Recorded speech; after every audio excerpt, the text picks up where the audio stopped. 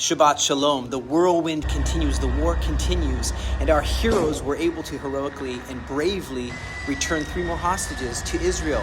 Yes, they were dead, and the bodies of the hostages, Hanania Blanca, Michael Nissenbaum, and Orion Hernandez Radion, were rescued overnight in a joint IDF and ISA operation.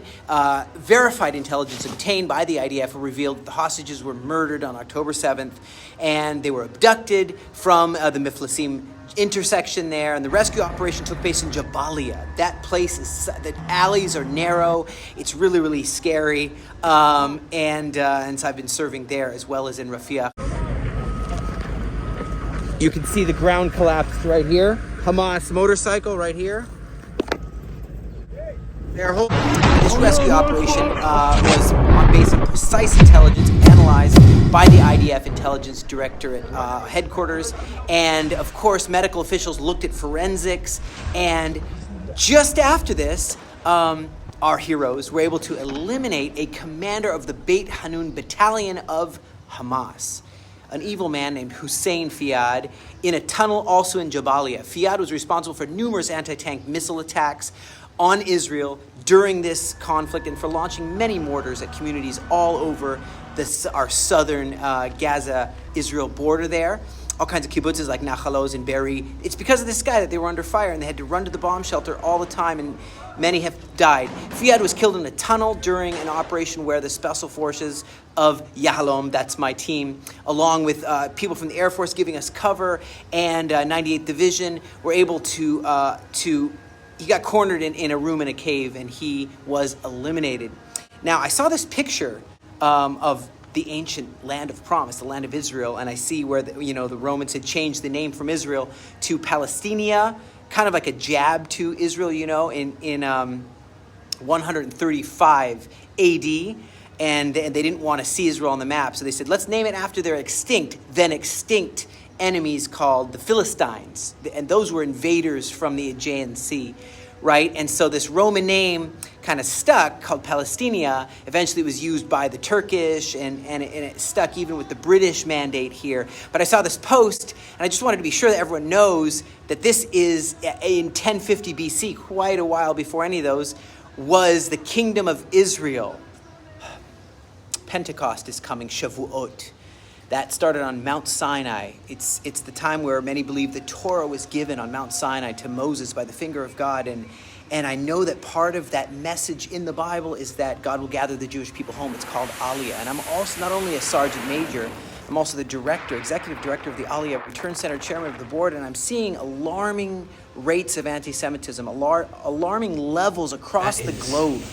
State of Israel is preparing for a significant influx of Jewish immigrants seeking refuge here in the Promised Land, our ancestral, indigenous homeland. And according to data provided by the Ministry of Aliyah and Integration, 11,361 new immigrants arrived in Israel from January 1st to May 15th, 2024, with Russia leading the way with 7,999 people, Jewish people, followed by the United States with 564 people, France 358, Belarus 295. The Jewish Agency forecasts an additional 15,499 immigrants to arrive by the end of 2024, making the expected total number to be about from 30,000 to 37,000 during the summer months of July through September.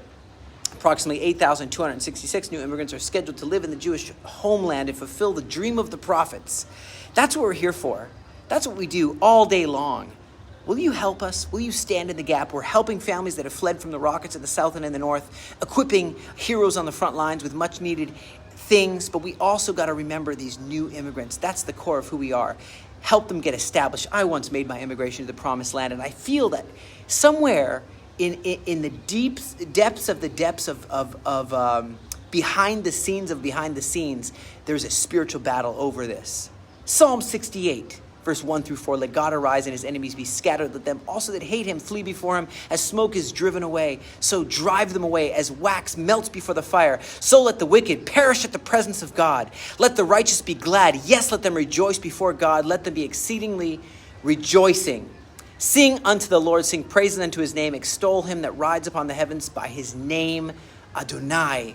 Rejoice before him, let's count the Omer together. You like to count the Omer together up to, it's a total of 7 sevens, and the last day is the last day of Pentecost, the big day. Okay? Baruch atah Adonai Eloheinu melech haolam hagidshanu v'tzivanu al sfirat ha'omer. Blessed are you, Lord our God, King of the universe, who commanded us to count the Omer. Today is day 31 in the Omer count. Oh, they're going to love this. They're going to be able to go to the supermarket, open that up, and get a blessing. Thank you, friends from the Aliyah Return Center, friends of Israel, for standing with us here in Israel, defending our homes. Thank you so much for this equipment. It's so needed, the bulletproof vest. We love you.